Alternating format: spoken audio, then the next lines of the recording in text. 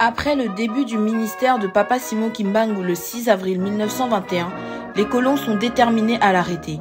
Le 6 juin 1921, M. Léon Morel arriva à Nkamba avec 24 soldats, accompagnés de Papa Lundoloka comme interprète.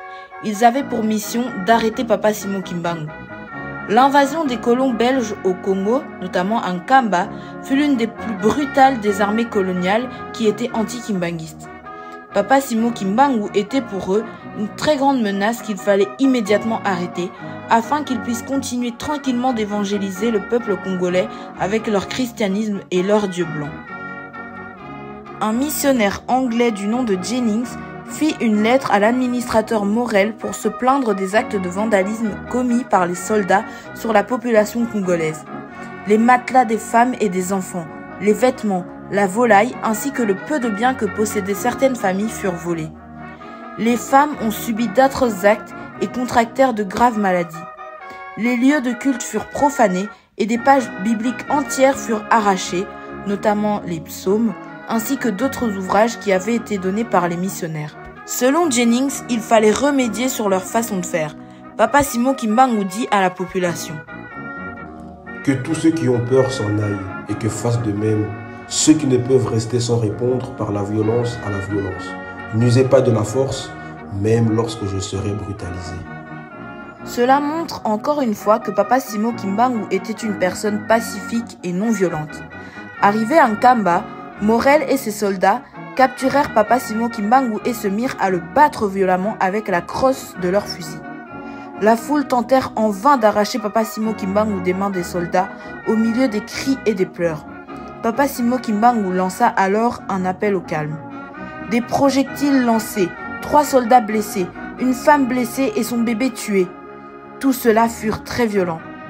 Papa Simon Kimbangu dit: au moment où les soldats s'emparèrent de moi, ils m'enfermèrent dans une maison devant laquelle ils montaient la garde. L'esprit m'ordonna de fuir. C'est donc à ce moment-là que Papa Simon Kimbangu prit la fuite. Mais malheureusement, un soldat l'aperçut. Il l'attrapa et à l'aide d'autres soldats, il le coucha sur le sol, pendant qu'un autre soldat ordonna qu'on le poignarde. Voici qu'apparut un homme que Papa Simon Kimbangu ne connaissait pas. Cet homme se mit à frapper les soldats du plat de la main et les firent tomber par terre. C'est à ce moment-là que Papa Simon Kimbangu profita pour prendre la fuite. Il tomba dans un étang marécageux, tenant en main le livre des psaumes. Lorsqu'il en sortit, le livre était parfaitement sec. Après une première tentative d'arrestation ratée le 6 juin 1921, Papa Simon Kimbangu se réfugie alors à Mbanza-Sanda où il poursuivra ses prédications. Les autorités coloniales le feront rechercher en vain. Cette journée qui commémore l'envahissement de la Cité Sainte a été dédiée à la fanfare kimbanguiste, communément appelée Faki.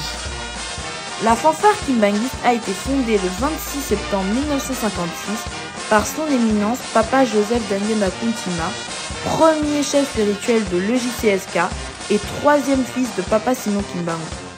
Il fait appel à Papa Antoine Landou Massala pour rassembler le groupe dans le contexte colonial de la répression de l'église kimbanguiste.